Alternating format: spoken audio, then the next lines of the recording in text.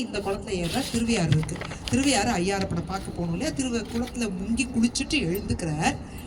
இவர் பார்க்க நினைச்ச காட்சி என்னது? அம்பாளோடு சேர்த்த பகவானை பார்க்கணும்னு ஆசைப்பட்டார் இல்லையா? அப்ப அவர் சொல்றார், மாதர் பிறை கண்ணியானை, அந்த பிறைய தலையில அணிஞ்சுட்டு இருக்க என் பெருமான் மலையான் மகளோடு. அங்க வர்றவா எல்லாரும் பாடுறது கூட யாரு சிவபெருமான தனியா பாடலையாம். அந்த குளத்துல லேடிஸ் எல்லாம் குளிச்சுட்டு குடத்துல தண்ணி சுமந்துட்டு, இடுப்புலயும் தலையிலயும் தண்ணி சுமந்துட்டு எல்லாரும் என் பெருமாட்டியோட சேர்த்து பாடுறாங்க. ஏன்னா பெருமானோட விளையாடு தெரியறது பின்னாடி நாவுக்கரச பெருமான் வந்துட்டு இருக்கார். அவருக்கு 2 பேரா ஜோடியா பார்க்கணும் தான் ஆசைப்படுறாரு. 2 பேரையும் அவ பெருமானியும் பெருமாட்டியும் பார்வதியும் பரமேஸ்வரனை பத்தி பாடி போறாளாம்.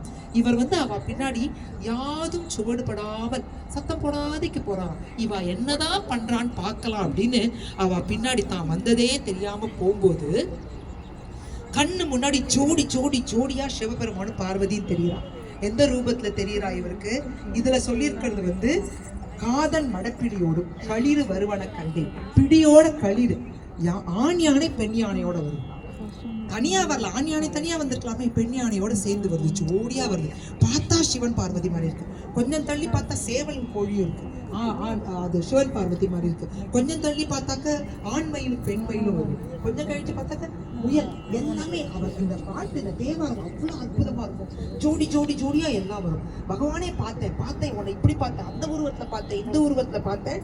அவனோட திருப்பாதத்தை கண்டேன் அவர் திருப்பாதம் கண்டறியாதன கண்டேன். பகவான் எனக்கு தெரியாதே, இது வரைக்கும் எனக்கு தெரியாது. நீ இத்தனை உயிர்கள்ல ஜீவராசிகள்ல நீ இருக்கேன்னு தெரியாது, இன்னைக்கு பார்த்துட்டேன் அப்படிங்கிற அப்பூதி அடிகள்னு ஒருத்தர். அவர் ஒரு தடவை ரொம்ப சிவபெருமான் மேல, அவரும் நாயன்மார் ரொம்ப சிவபெருமான் மேல பக்தி. ஒரு நாளைக்கு ஒரு தேர் உற்சவத்துக்கு போயிட்டு வர, அப்போ வேற இடத்தை சேர்ந்தவா மேல பட்டு விட்டான். அவன் அந்த காலத்துல ரொம்ப ஆச்சாரமா இருப்பான் இல்லையா? ஐயோ நான் யாரையோ தொட்டுட்டேன்னு சொல்லிட்டு ஆத்து வாசலையே படுத்துக்கிறேன், உள்ள போக மாட்டேங்கிறேன். என் பெருமானுக்கு தெரிஞ்சிடும் இல்லையா?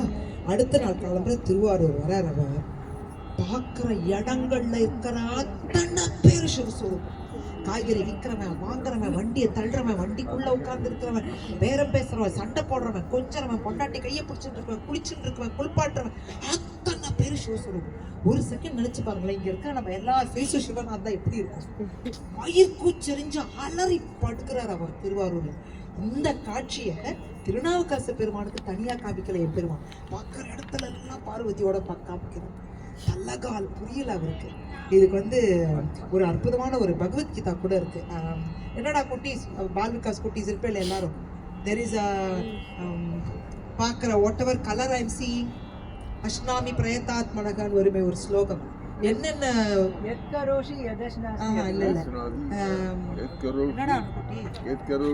என்ன எல்லா நானா வர்ணா கிருத்தின்னு வரும். என்னென்ன ஷேப்ஸ் பார்க்குறேனோ அதெல்லாம் கிருஷ்ணரா இருக்கு, என்னென்ன கலரா இருக்கோ அதெல்லாம் நான் தான், என்னென்ன ரூபம் உயிரோட இருக்கிறது இல்லாதது எல்லாமே நான் தான் அப்படின்னு கிருஷ்ண பரமாத்மா சொல்ற ஸ்லோகம் அது. இங்கே அந்த மாதிரி சிவபெருமான் காமிக்கிறார். பார்த்த உடனே எல்லாத்தையும் பார்த்த உடனே அலறாரு இவர் திருநாவுக்கரசர். பார்த்துட்டேன் உன் திருப்பாதத்தை கண்டுட்டேன். எல்லாரும் குஷியா பாடுங்க. பார்க்குறவாள் நம்ம எல்லாம் சிவஸ்வரூபமா இருக்கா மாதிரி.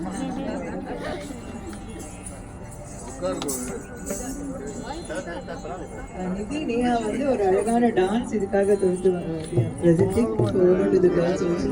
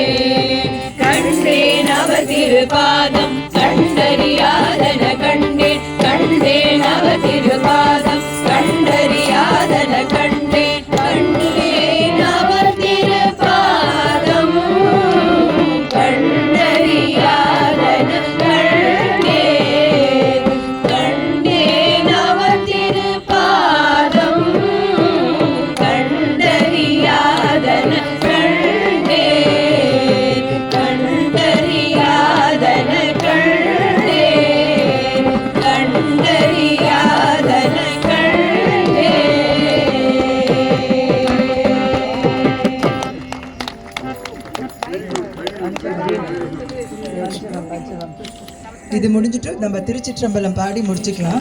அதுக்கப்புறம்